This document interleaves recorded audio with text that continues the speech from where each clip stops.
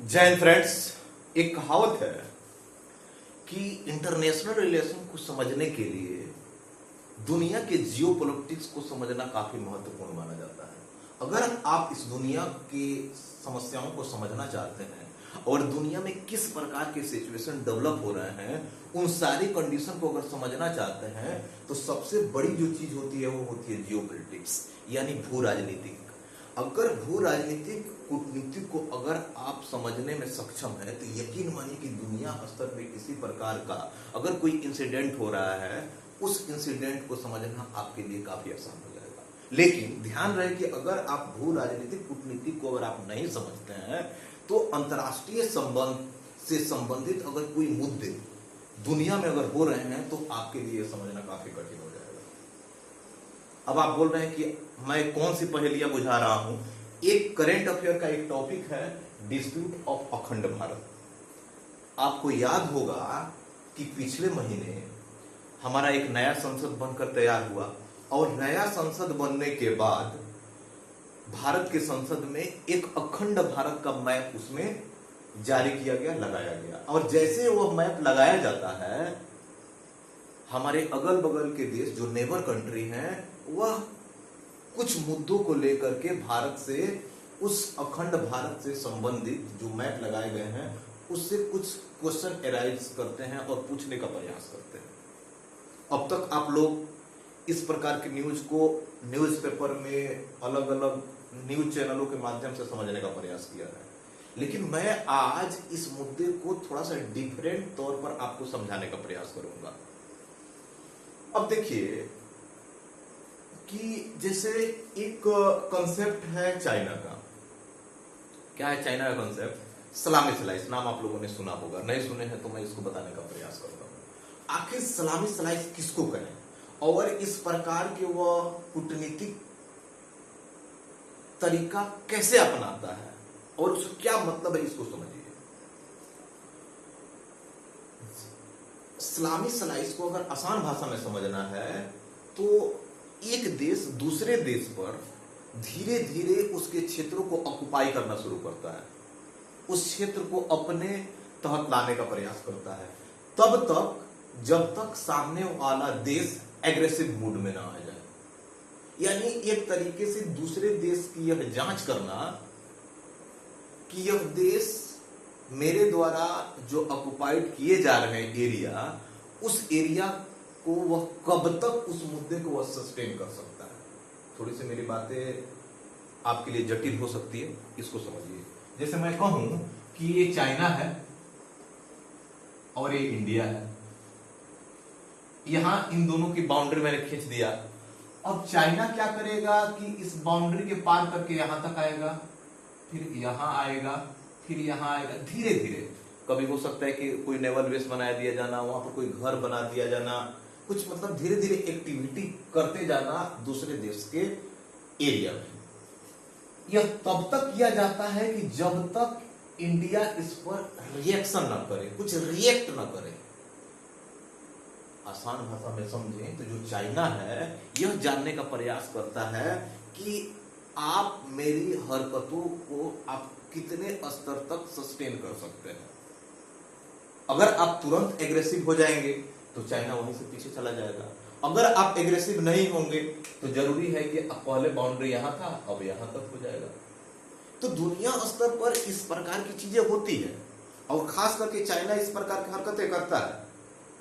अब चाइना के द्वारा इस प्रकार का हरकत किया जाना दुनिया स्तर पर देशों को भी मतलब समस्या में डालता हुआ नजर आता है। सारे देश डरे हुए रहते हैं अपने से बगल वाले देशों के साथ कि क्या पता कि ये देश हमारे साथ ऐसा तो नहीं कर रहा है। कुछ इसी प्रकार का कुछ कंडीशन डेवलप हुआ पिछले महीने और उसी को हम लोग आज करंट अफेयर की जस्ट समसामयिक मुद्दे पर आज हम लोग इस वीडियो के माध्यम से कुछ चर्चा करने वाले हैं। और इस वीडियो में मैं कुछ चीजें ऐसे बताऊंगा, कुछ हिडन बेस बातें बताऊंगा जो चीजें डायरेक्टली मैं नहीं कहूं क्योंकि अपनी यूट्यूब की अपनी लिमिटेशन है। बस आपको चीजों को जोड़ना है, समझना है।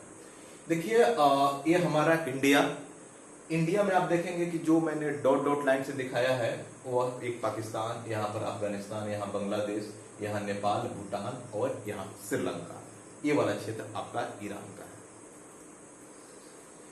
अब अखंड भारत का मतलब ये होता है कि लगभग पहले एक हमारा हिस्टोरिकल कुछ एविडेंस है, उस हिस्टोरिकल एविडेंस ये बताते हैं कि लगभग जो जहां तक मैंने जो डॉटेड लाइन दिया है, ये डॉटेड लाइन पहले भारत के हिस्सा हुआ करते थे, इसलिए मैंने इसको डॉटेड लाइन से दिखाया है। और यही चीजें आपके अखंड भारत के मैप में बना करके आपके पार्लियामेंट में रखा गया है।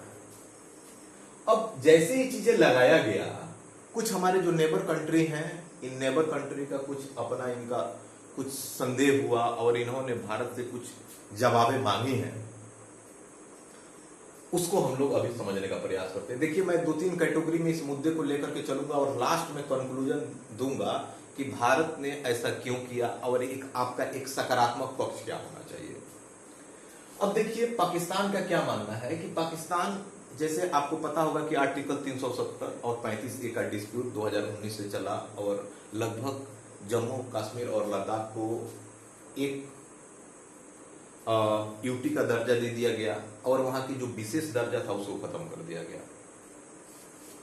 अब ये इंसिडेंट हुआ और उसके बाद से इस प्रकार के अगर मैप जारी करना कहीं ना कहीं पाकिस्तान के लिए डर पैदा कर रहा है। जस्ट चीजों को जोड़िए सलामी स्लाइस से। जैसे मैंने स्टार्टिंग में ही कहा कि अगर आप इंटरनेशनल रिलेशन को समझना चाहते हैं तो आपके लिए सबसे महत्वपूर्ण चीजें हैं कि जियो पॉलिटिक्स को समझना, भू राजनीतिक डिप्लोमेसी को समझना। अगर आप जियो पॉलिटिक्स को अगर आप समझ रहे हैं तो अंतर्राष्ट्रीय संबंध में क्या घटनाएं हो रही हैं आपको समझना आपके लिए बहुत आसान होगा।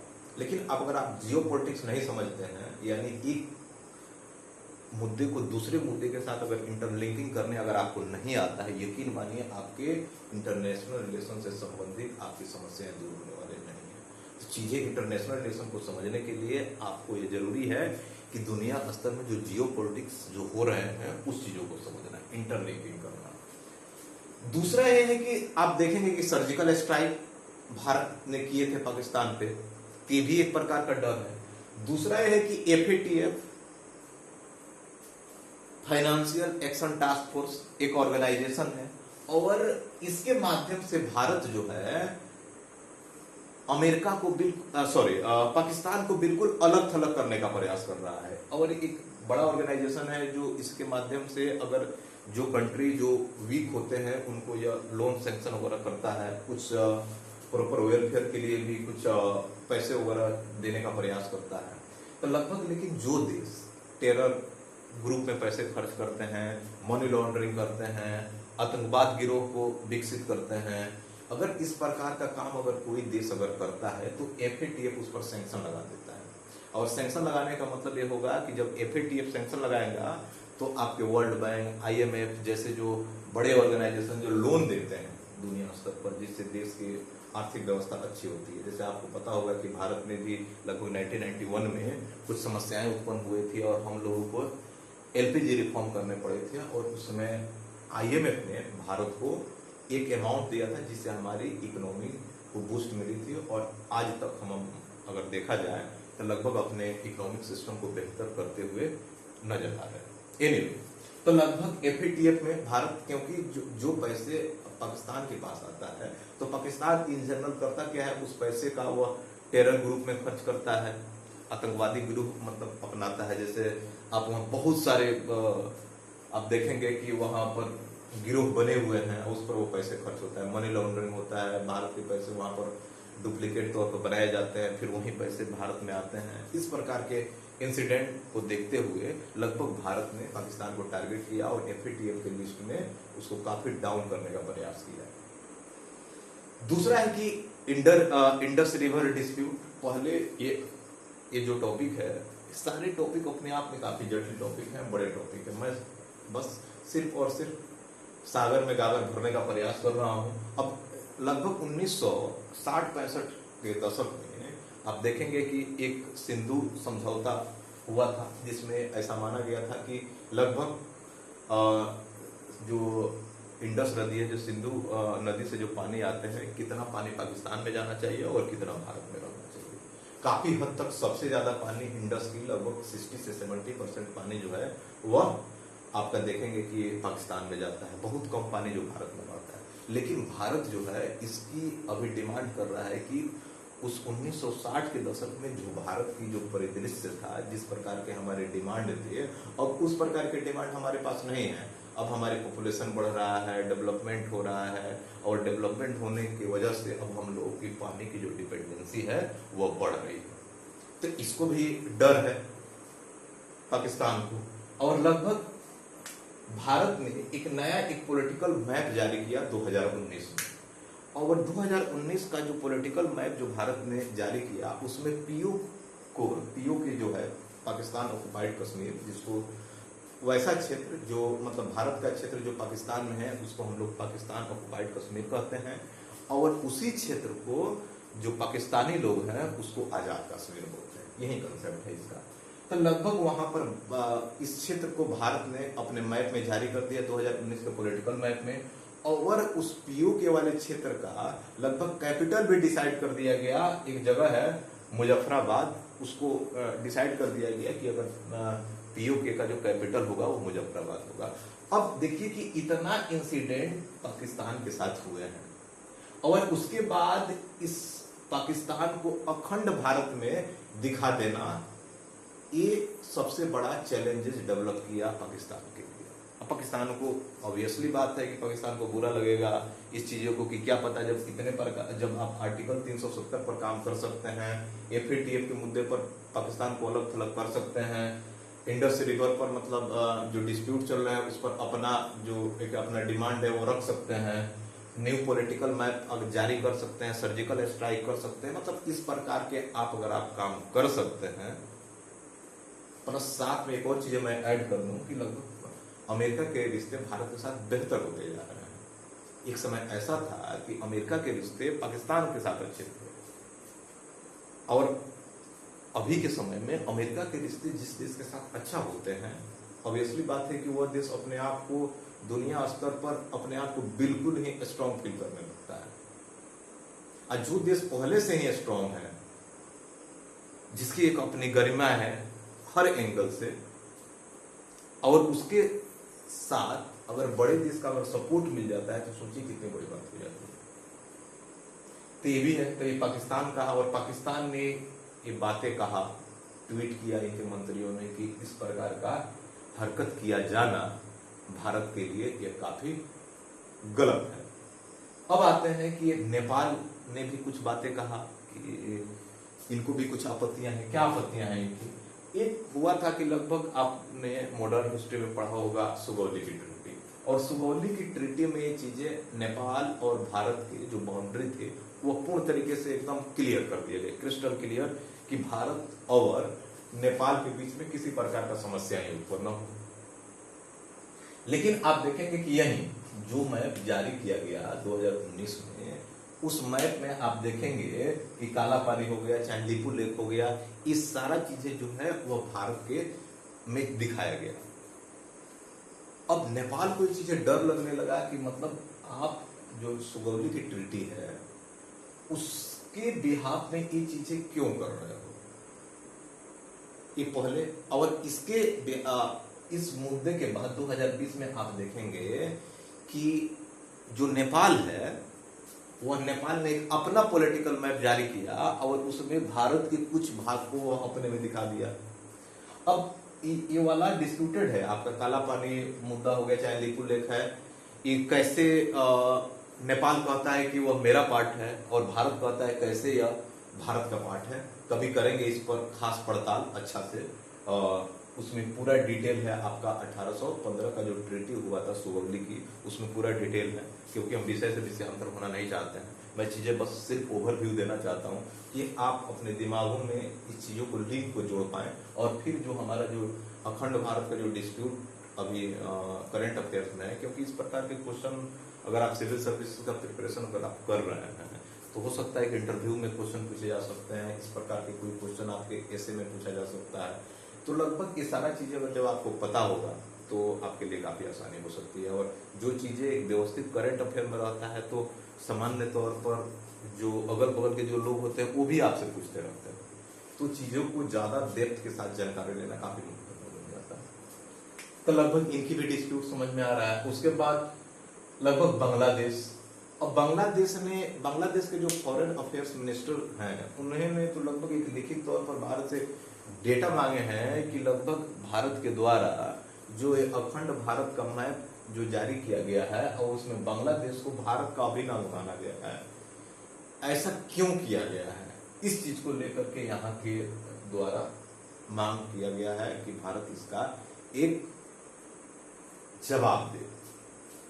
ये तो हो गया कि अगल बगल के लोग क्या कर रहे हैं, क्या इल्जाम लगा रहे हैं। अब हम आते हैं कि कुछ एविडेंस के तौर पर कि अखंड भारत कैसे हम माने। तो एक बुक है, आप देखेंगे, Chandragupta Maurya and his times, एक किताब है और इसके राइटर है राधा कुमुद मुखर्जी। इस बुक को पढ़िएगा, अच्छी बुक है। और राधा कुमुद जी अपने इस बुक में कहते हैं कि जो मौर्य डायनेस्टी था, वो मौर्य डायनेस्टी अगर नॉर्थ में जाए तो कश्मीर और साउथ में जाए तो कर्नाटका, और अगर हम पश्चिम में जाए तो लगभग ईरान वाले क्षेत्र तक, और पूरब में आए तो बंगाल वाले क्षेत्र तक, ये पूरा जो जगह था वो मौर्य डायनेस्टी के अंदर में था। ये भी एक प्रकार का। दूसरा अगर एविडेंस में अगर बात करूं तो एक और राइटर है और ये बुक है the study in the geography of ancient and medieval India, और उसके जो राइटर हैं उनका नाम है दिनेश चंद्रा। ये भी बुक अच्छी है। और ये चीजें भारत का जो अखंड भारत पर ये भी फोकस करते हैं, लेकिन चूंकि ये एंशिएंट हिस्ट्री के जो राइटर हैं, तो चूंकि इसको ये ज्यादा तरीके से लगभग इंडस वैली सिविलाइजेशन के साथ जोड़ करके देखते हैं। जब आप देखेंगे तो इंडस वैली सिविलाइजेशन लगभग आपके ईरान अफगानिस्तान के बाद लगभग ईरान के आसपास तक इसकी बाउंड्री था। तो लगभग इनका भी कहीं ना कहीं मत है कि लगभग भारत का जो ये पार्ट है वह अखंड रहा है। ये तो मतलब ये नए राइटर हैं, लेकिन पुराने जब आप मेगास्थनीज की बुक पढ़ेंगे, उनके जो द्वारा एविडेंस लिखे गए, हर्ष चरित्र पढ़ेंगे, आप चाणक्य नीति पढ़ेंगे, ये सारा चीजें अभी के समय में पूर्ण तरीके से लिखा हुआ एविडेंस हमारे पास है। और इसी को आधार मान करके लगभग भारत ने इस प्रकार के डिसीजन लिए हैं। लेकिन आप अभी, मैं मुद्दे पर नहीं आया हूं, ध्यान रखिएगा, मैं अभी कंक्लूजन नहीं बताया हूं कि भारत ने ऐसा क्यों लिखा है। मैं कुछ एविडेंस दिया, ये लोगों के अपने जो भी डिस्प्यूट है उस डिस्प्यूट को मैंने बताया। अब मैं बात करता हूं कि सपरेशन ऑफ अखंड भारत, ये जितने भी छोटे छोटे जो पार्ट हैं जो कभी भारत के अभिन्न अंग हुआ करते थे, वो कब कब भारत से अलग हुए। आप देखेंगे कि लगभग 185 बीसी के आसपास जो मौर्य डायनेस्टी है वो कोलैप्स कर जाता है, खत्म हो जाता है। अब जैसे मौर्य डायनेस्टी जब खत्म होगा, एंशिएंट हिस्ट्री की मैं अगर बात कर रहा हूं, तो उस समय कोई ऐसा शासक होगा ही नहीं कि पूरे भारत वाले क्षेत्र को पूरे तरीके से पकड़ बना ले, एक सेंट्रलाइज रूप में खड़ा होकर के पूरे को बांध कर रखे आपस में, जिसकी वजह से होगा कि धीरे धीरे जैसे हो गया शक हो गए, कुषाण हो गए, चोला हो गए, चालुक्य हो गए, ये छोटे छोटे डायनेस्टी के रूप में बंटना शुरू हो गया। और इस प्रकार थोड़ी सी कहानी गड़बड़ होती हुई दिखी। बाद में आप देखेंगे कि काफी हद तक आप उसके बाद गुप्ता लोगों ने, समुद्रगुप्त ने इस चीज को बढ़ाने का प्रयास किया, लेकिन गुप्ता डायनेस्टी खत्म हुआ तो फिर चीजें बिखरा। फिर आप देखेंगे कि हर्षवर्धन ने भी प्रयास किया था कि इसको फिर से अखंड किया जाए, लेकिन हर्षवर्धन के भी मतलब अपने कुछ लिमिटेशन थे। और आप देखेंगे कि पुलकेशिन द्वितीय ने, लगभग महाराष्ट्र वाले क्षेत्र का एक शासक था, उसने हर्षवर्धन को वहां पर रोक दिया। तो उसके बाद से मतलब हर्षवर्धन भी वहां पर आगे नहीं बढ़े। ये लंबी कहानी है, उस पर हम लोग ज्यादा नहीं जाएंगे। एक तो यहाँ कहानी हो गया। अब नए समय में अगर आप देखेंगे तो लगभग ये जो चोल चेर जो है, अब साउथ इंडिया के जो शासक हुए हैं, लगभग ये पूरा जो आप नाम सुना होगा राजेंद्र चोल का, ये लगभग इंडोनेशिया वाले क्षेत्र तक अपना, जो देखा जाए तो लगभग इंडोनेशिया वाले क्षेत्र तक अपना कब्जा जमा लिए थे। और लगभग 1310 एडी के आसपास श्रीलंका जो है वह भारत से अलग हुआ, मतलब वहां के राजा में मतलब उतनी कैपेसिटी हुई तो वो लोग अपने आप को अलग कर लिए, और अलग करने के बाद वहां पर एक अलग साम्राज्य डेवलप होना शुरू हो गया। लेकिन इसके पहले लगभग भारत के जो चोल डायनेस्टी थी उसी के अंडर में ये चीजें आता था। तो लगभग 1310 के आसपास आप देखेंगे ये चीजें हट रहा है। अफगानिस्तान की अगर बात करें तो लगभग आपके 870 एडी से पहले ये भी आपके भारत का ही अभिन्न अंग हुआ करता था। लगभग 870 ईस्वी के आसपास लगभग एक याकूब यूल्स नाम का एक अरब यात्री आता है और लगभग इस क्षेत्र को ऑक्युपाइड कर लेता है अफगानिस्तान के। ये लंबी अपनी एक लंबी कहानी है अफगानिस्तान की, शुरू से ही डिस्प्यूटेड है और आज भी डिस्प्यूटेड है।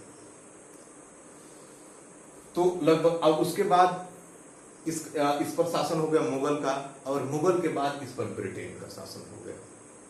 और लगभग आप देखेंगे कि 1876 एडी के आसपास एक गंडक ट्रीटी हुई ब्रिटेन और रसिया के बीच में, और जब ट्रीटी के बाद लगभग अफगानिस्तान को एक बफर जोन बना दिया गया, बिल्कुल सेपरेट करके, और लगभग 18 अगस्त 1919 को ब्रिटेन से अफगानिस्तान आजाद हो गया।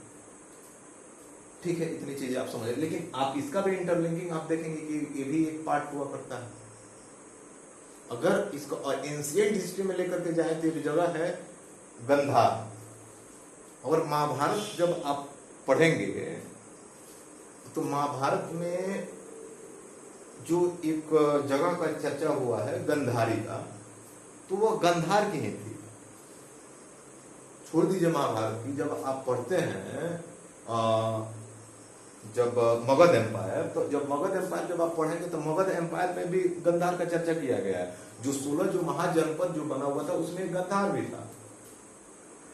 तो इस प्रकार का इंटरलिंकिंग है, ये पूरा मौर्य डायनेस्टी से संबंधित है। तो ये लगभग एंशिएंट का है, वो मॉडर्न की भी क्या क्या टाइम साइकिल है, ये भी चीजें मैंने आपको बता दिया। भूटान की बात करें तो भूटान लगभग 1907 से पहले भारत का ही अभिन्न अंग हुआ करता था। 1907 के बाद यहाँ पर भी भूटान अपने आप को अलग कर लिया। यहाँ पर कुछ शासक हुए, डिक्टेटर हुए, इसकी भी अपनी लंबी कहानी है, गूगल कीजिएगा, बहुत सारी कहानी इस पर विद्यमान है। म्यांमार की बात करें, आपका याद नहीं होगा कि भारत का जो भारत शासन अधिनियम 1935 आया, उसी एक्ट के माध्यम से 1937 में आपके म्यांमार को भी अलग कर दिया गया। 1947 का भारत स्वतंत्रता शासन अधिनियम 1947 के तहत भारत और पाकिस्तान 2 राष्ट्र हो गए, ये चीजें आपको पता है। और लगभग 1971 के आसपास बांग्लादेश अलग हो गया। तो कुल मिलाकर कहने का मतलब ये है कि ये पूरी क्षेत्र जो है वह कभी ना कभी किसी न किसी इंपेरर के अंडर में भारत का एक अभिन्न अंग रहा है।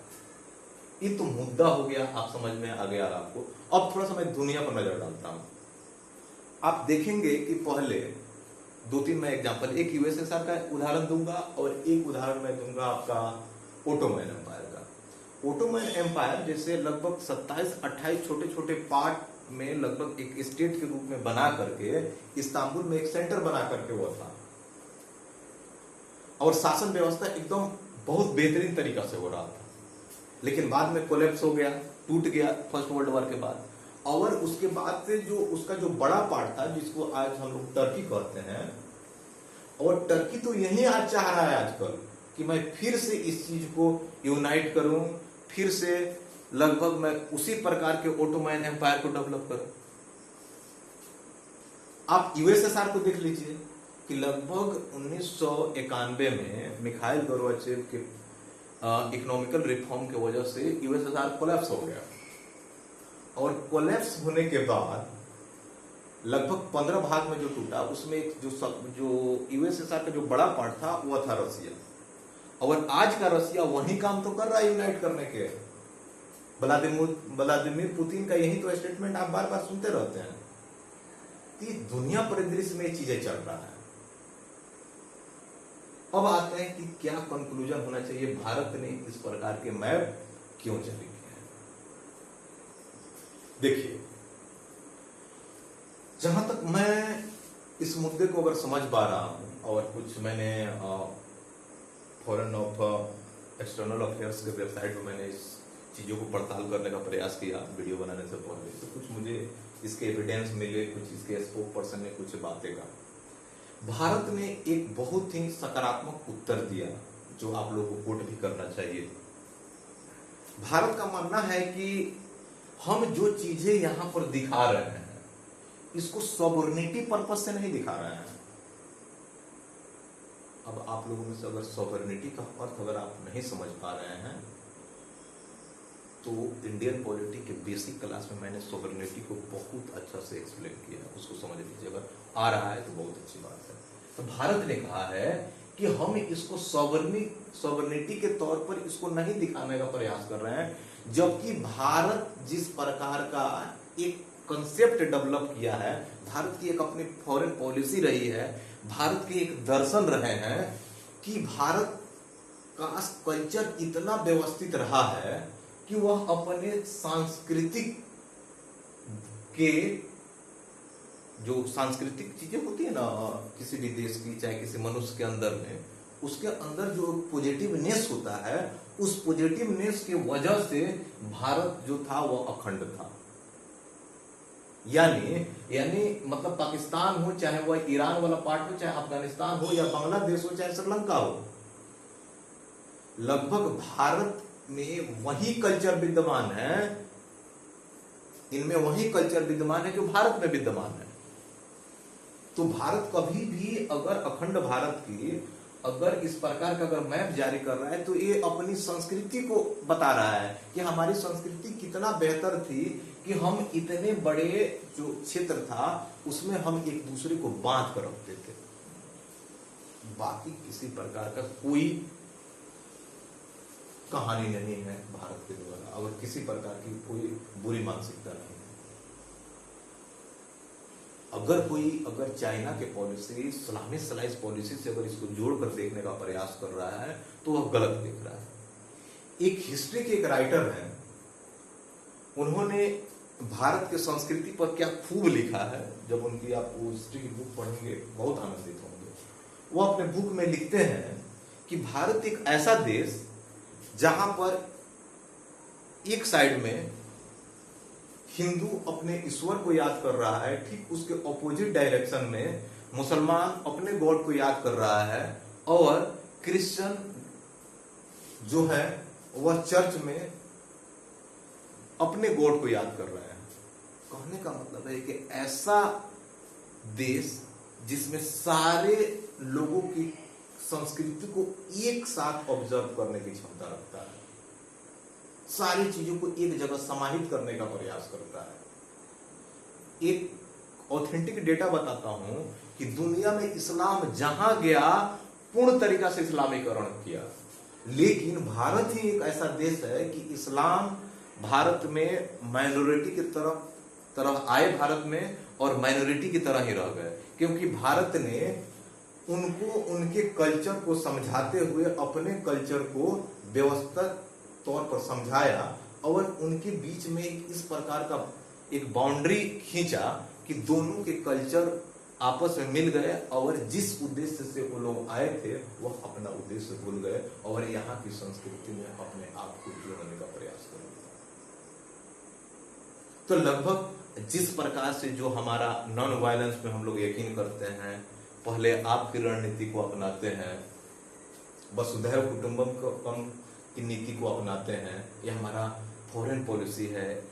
आप देखेंगे कि हम नेबरहुड को पहले चांस देते हैं, एक्सटेंडेड नेबरहुड को भी हम मानते हैं।